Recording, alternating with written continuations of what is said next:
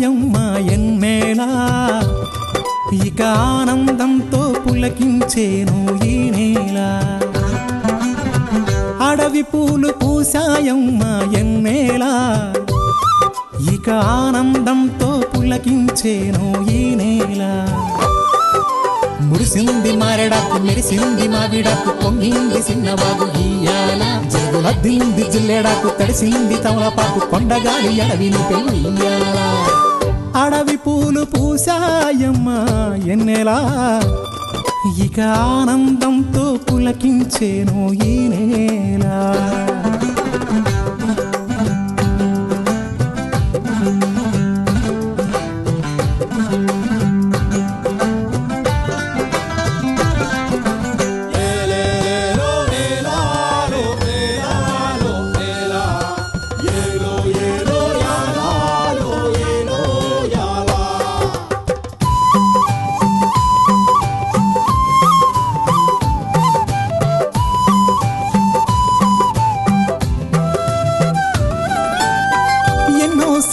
ఆశలున్నాయి ఎన్నో ఊసులు పంచుకున్నాయి కలిసే తోడుగా బతికేలా గువ్వలు గూడు కట్టుకున్నాయి గుండెల్లో ప్రేమ నింపుకున్నాయి కాలం కలిసే రావాలా ఈ అడవే మా ఊరు కారడవే కన్నూరు ఈ చెట్టు సేమలు మాకు చుట్టాలే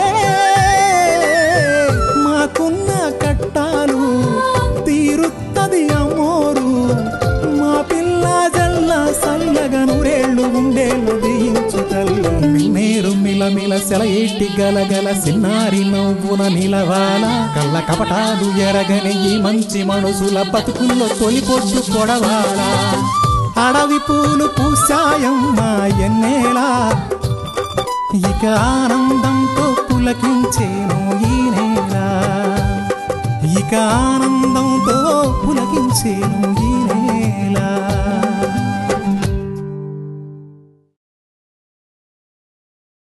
నేను తప్ప అందరూ ఆ అద్భుతాన్ని చూస్తారా అంటున్నావు. ఇప్పుడేమో ఈ దేవర గారు నీ పక్క నుండి ఆ అద్భుతాన్ని చూడాలి అంటే సరే అంటున్నావు.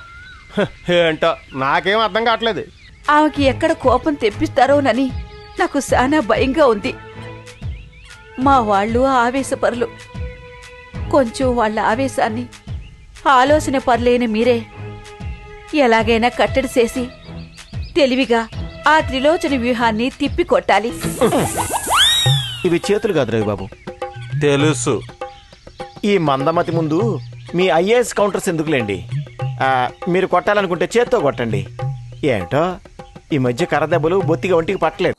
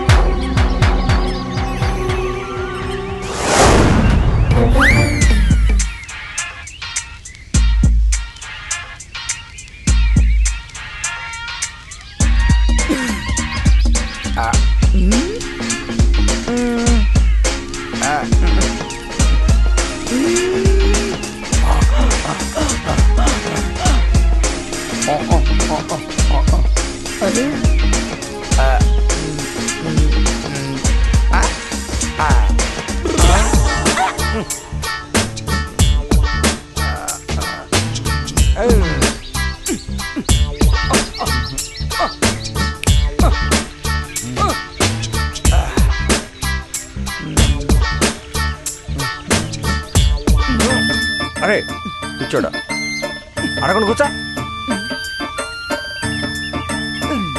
రే నేనేదో ఆలోచిస్తున్నా.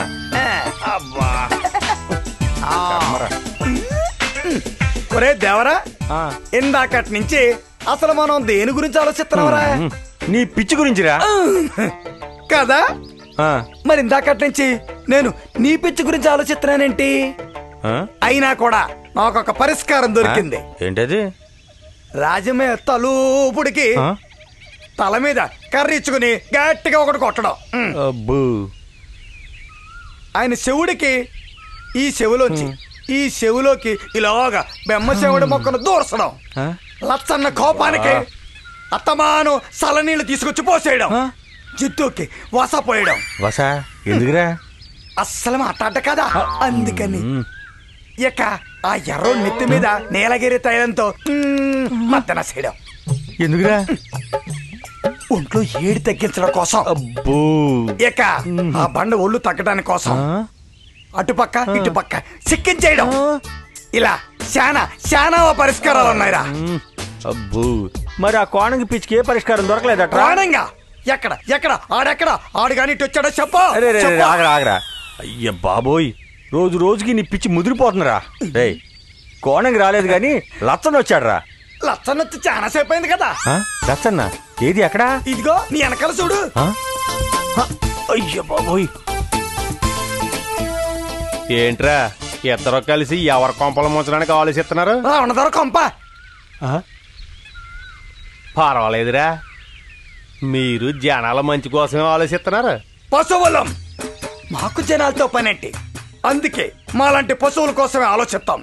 అందుకే ఆ రవణదొర గురించి కూడా ఎప్పుడు ఆలోచిస్తూనే ఉంటాం. లచ్చన్న నీకు తెలియదేముంది? పాపం పిచ్చోడు, పా. ఏదో పిచ్చివాడు వాగుతున్నాడు, పట్టించుకో మాకే. ఆడు సరిగ్గానే చెప్పాడు, నువ్వే పిచ్చిగా మాట్లాడుతున్నావు. సరిగ్గా చెప్పారా? అవును సరేగానే, అసలు రమణ ధోరణే నువ్వు పట్టుకుని ఎందుకు వెళ్ళాడుతున్నావురా? ఆడు చేసే అడ్డమైన పనులన్నిటికి నువ్వే బాధ్యుడివి. ఎందుకంటే ఆయుధం ఇసిరినోడి కంటే దాన్ని అందించినోడిదేరా పాపం. మన శాస్త్రాల్లో కూడా నేరం చేసినోడి కంటే దాన్ని ప్రోత్సహించినోడికి రా శిక్ష ఎక్కువ. అందుకే ఎలా చూసినా ఆ రమణ దొర కంటే నువ్వే దుర్మార్గుడివి. ఒరే దేవరా, నువ్వు ఎంత దుర్మార్గుడివా! ఇన్నాళ్ళు నాకు తెలియలేదు. పోనీలే పాపం పిచ్చివాడు కదా అని జాలిపడి నీతో తిరిగానురా. ఛ! నీ వల్ల నాకు చెడ్డ పేరు వచ్చేస్తుంది. చచ్చే, మా చెడ్డ పేరు వచ్చేలా ఉంది. అందుకే నీకు నాకు టెంగిపడేలు వత్తా. ఛే, రాను. నచ్చన్రా, నువ్వు ఏమన్నా అనుకో, ఈ తలంలో నేను ఉండను. ఈ దుర్మార్గుడు తిరిగిన ఈ తలంలో నేను ఒక్క నిమిషం కూడా ఉండను. ఈ తలాన్ని రేపే పవిత్రమైన దురదగుండా ఒక రసంతో శుద్ధి చేస్తాను. వత్తా వత్తా.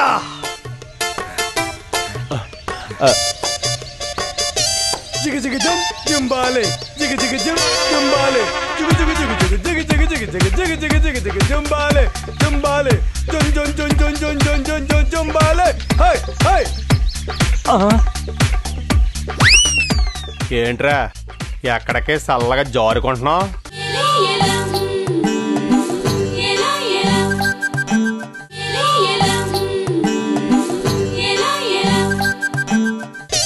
జిగ జిగ జం జంబాలే, జిగ జిగ జం జంబాలే, జిగ జిగ జిగ జిగ జిగ జిగ జిగ జిగ జిగ జిగ జిగ జిగ జంబాలే జంబాలే జం జం జం జం జం జం జం జం జంబాలే.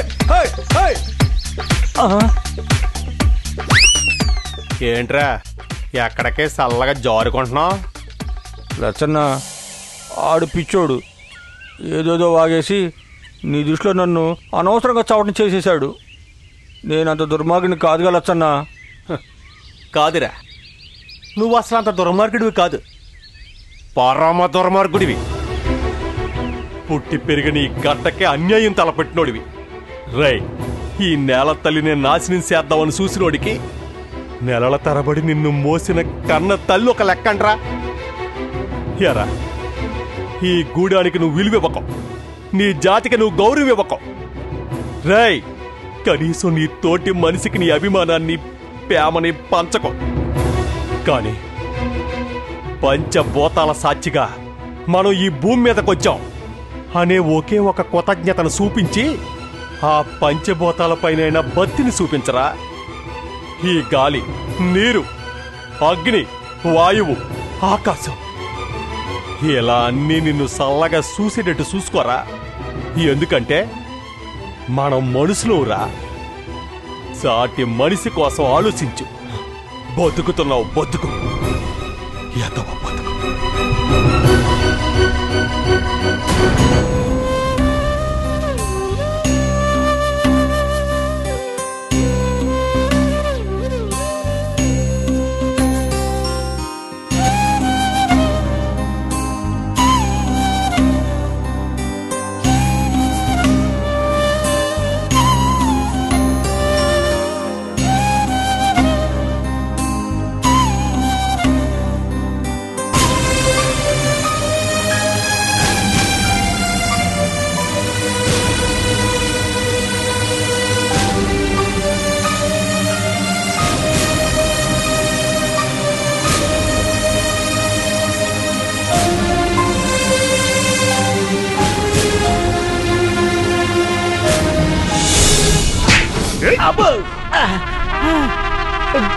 ఇప్పుడు నేనేమన్నానని?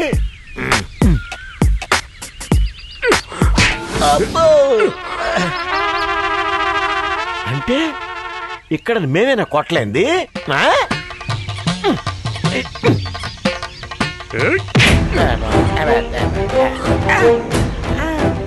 ఇంకొకసారి ఇలా వాగితే చంపేస్తాను. ఇప్పుడు మాత్రం వదిలేశారా దేవరా? చంపినంత పని చేశారుగా. చూడండి దేవరా, ఆ త్రిలోచన వచ్చిన దగ్గర నుంచి అడవిలో జరుగుతున్న పరిణామాలన్నీ మీకు తెలుసు కదా. అందులోనూ ఆవిడ ఎంత పట్టుదల గల మనిషో మీకు తెలుసు. అందుకని ఆవిడ ప్రాజెక్టు గడ్డొచ్చి ఎవరిని విడిచిపెట్టదు. రాజమయ్య అయినా, రవిబాబు అయినా, చివరికి మీరైనా అన్నాను. అంతే కదా. దానికి ఇంతలా చేసుకుని కొట్టాలా? కొట్టాలా చంపాలా? చూడు రమణ, నువ్వు దుర్మార్గుడు అని నాకు తెలుసు. నువ్వు నా దగ్గర పనిచేసినప్పుడు కూడా నీ వల్ల ఏ ప్రమాదము లేదనుకుని నేను పనిలో పెట్టుకున్నాను. నువ్వు చిన్న చిన్న తప్పుడు పనులు చేసి డబ్బు వెనకేసుకున్నప్పుడు కూడా తెలిసినా తెలియనట్టు ఊరుకున్నాను. ఎందుకో తెలుసా? తెలియదు దేవరా. అసలు నేను ఆ పనులు చేసినట్టు మీకు తెలిసని కూడా నాకు తెలియదు. అయినా మీకు తెలిసి కూడా అప్పుడు నన్ను ఏమీ అనలేదంటే ఎందుకంటారు? పోనీ నన్ను చెప్పమంటారా? మనం చేస్తున్నవే దొంగ పనులు, దీనిలో వీడు దొంగిలించాడు అంటంలో అర్థం లేదు అని అనుకుని ఉంటారు. అవునా?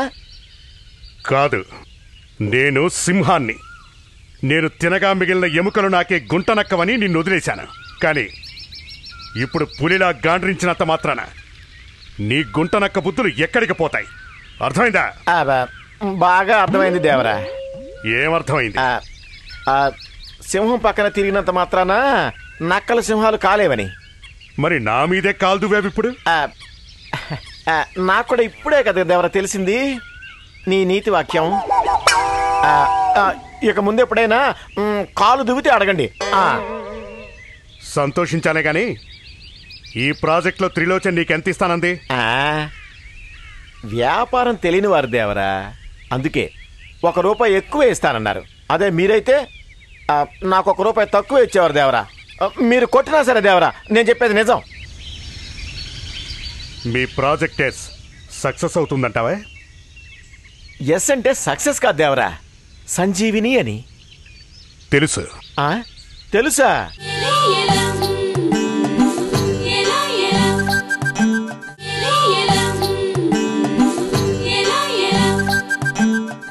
సంతోషించాలే గాని ఈ ప్రాజెక్టులో త్రిలోచన్ నీకెంత ఇస్తానంది? వ్యాపారం తెలియని వారు దేవరా, అందుకే ₹1 ఎక్కువ ఇస్తానన్నారు. అదే మీరైతే నాకు ₹1 తక్కువ ఇచ్చేవారు దేవరా. మీరు కొట్టినా సరే దేవరా, నేను చెప్పేది నిజం. మీ ప్రాజెక్ట్ సక్సెస్ అవుతుందంటావా? ఎస్ అంటే సక్సెస్ కాదు దేవరా, సంజీవిని అని. తెలుసు. తెలుసా? అయినా ఇందులో పెద్ద రహస్యం ఏముందిలే. గవర్నమెంట్ పర్మిషన్ తీసుకునే కదా వచ్చింది. కావచ్చు, కానీ దానివల్ల వచ్చే అనర్థాల్ని దాచిపెట్టి ప్రభుత్వాన్ని మోసం చేసి ఏదో హెర్బల్ ప్లాంట్ రీసెర్చ్ అని చెప్పి అపురూపమైన అద్భుతమైన సంజీవిని వెతకడం సరైన పద్ధతే?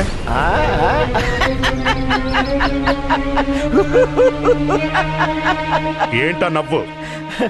ఏం చెప్పమంటారు దేవరా, మీరు ఇదే అడవిలో కలప కాంట్రాక్ట్ తీసుకున్నప్పుడు వంట చెరుకు నిమిత్తం అని అర్జీ పెట్టుకుని శ్రీగంధం ఎర్రచందనం అని ఎక్స్పోర్ట్ చేయలేదా? ఇది అలాగే. నిజమే, కానీ ఆ తప్పని తెలుసుకున్నాను కాబట్టి అవన్నీ వదిలేసి నా శేష జీవితం ఈ అడవిలోని ఈ మంచి మనుషుల మధ్య గడపాలని నిశ్చయించుకున్నాను. మీకు ఇప్పుడు అలా అనిపించి మారారు. నాకు ఆ త్రిలోచన కూడా అలా అనిపించినప్పుడు మారతాం. ఏమంటారు? అదేదో త్వరగా మారండి, కనీసం ప్రాణాలతో అయినా ఉంటారు. దేవరా, పోనీ మేము మారేంత వరకైనా మాతో చేతులు కలపచ్చుగా?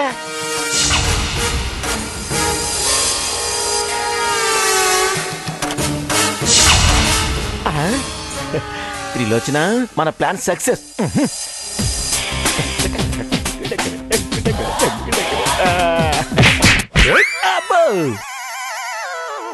ఏంటి మళ్ళీ కొట్టాడు బండాడు? నేనేమన్నా తప్పుగా మాట్లాడానా?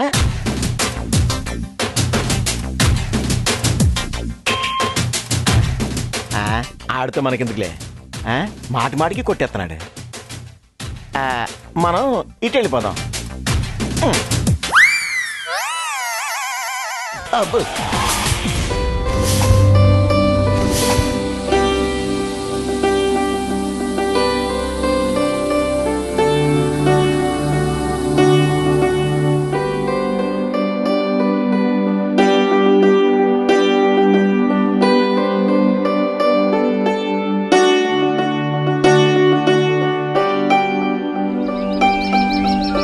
సత్యమ్మ, రాజమయ్య లేడా? మీరా? ఆయన ఇప్పుడే పొలానికి పోయి వస్తానన్నాడు. సర్లేమ్మా, మళ్ళీ వస్తాను. ఆగండి ఆగండి బాబు, ఆయన ఇప్పుడే వచ్చేస్తాడు. లేకపోతే నన్నెళ్ళి పిలవమంటారా?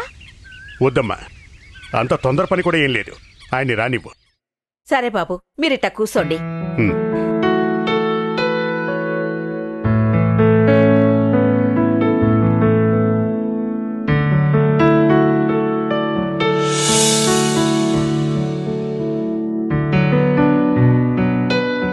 తీసుకోండి బాబు.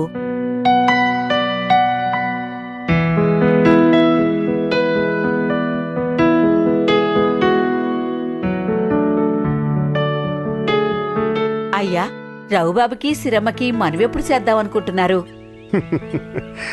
నాకేం తెలుసు? తల్లి, తండ్రి, గురువు, దైవం అన్నీ మీరిద్దరే. వాళ్ళిద్దరికీ మీరు ఎలా చెప్తే అలా చేద్దాం.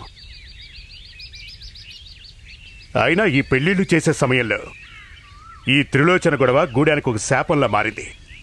అసలు ఆ విషయం మాట్లాడదామని రాజమయ్య దగ్గరకు వచ్చాను. నిజమే బాబు, ఇవి గూడానికి మంచి రోజులు. ఇలాంటి సమయంలో ఇలాంటి గొడవలు జరగడం మాకు చాలా బాధగా ఉంది, భయంగా కూడా ఉంది. భయపడాల్సిన పనిలేదమ్మా. మనం అర్భకులమైతే భయపడాలి, కానీ మన గూడెంలో లచ్చన్న, బండ, జిత్తు వంటి మొనగాళ్ళుండగా అవతలి వాళ్ళు ఎంత శక్తివంతులైనా అస్సలు భయపడాల్సిన అవసరం లేదు. ఇక మా రవిబాబు వీరితో కలిసి వ్యూహం పన్నాడంటే ఎదుటి వాళ్ళు కుదేలైపోవాల్సిందే. నిజమే దొరా, కానీ అభిమన్యుడు ఎంతటి వీరుడైనా చిన్నవాడు. అందుకే పెద్దవాళ్ళందరూ కలిసి పొట్టన పెట్టుకున్నారు. అదే నా భయం. ఆ అభిమన్యుడికి పద్మవ్యూహంలోకి వెళ్లడమే తెలుసు, కానీ మన వాళ్ళకి వెళ్లటం రావటం మాత్రమే కాదు, ఏకంగా వ్యూహం పనటమే తెలుసు. నా భయం వీళ్ల గురించి కాదు, వీళ్ల వల్ల వాళ్ళకేం జరుగుతుందో అని భయం. రాజమయ్య కూడా అదే అంటాడు. త్రిలోచన రమణ వల్ల వీరికి ప్రమాదం లేదు, కానీ వీరి వల్లే వారికి ప్రమాదం అని. ఈరోజు మీరు చెప్పింది అదే. అది నిజం కాబట్టే ఎవరు చెప్పినా అదే చెప్పాలి. అవును, ఈ మధ్య అదే ఆ పెంకి పిల్ల మీ కోడలు కనిపించట్లేదు?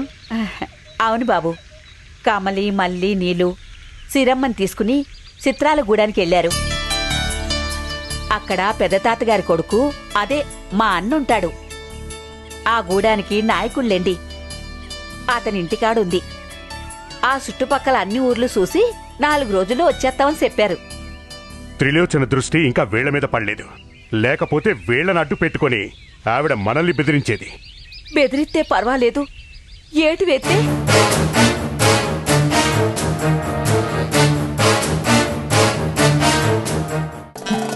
తన్నన్నా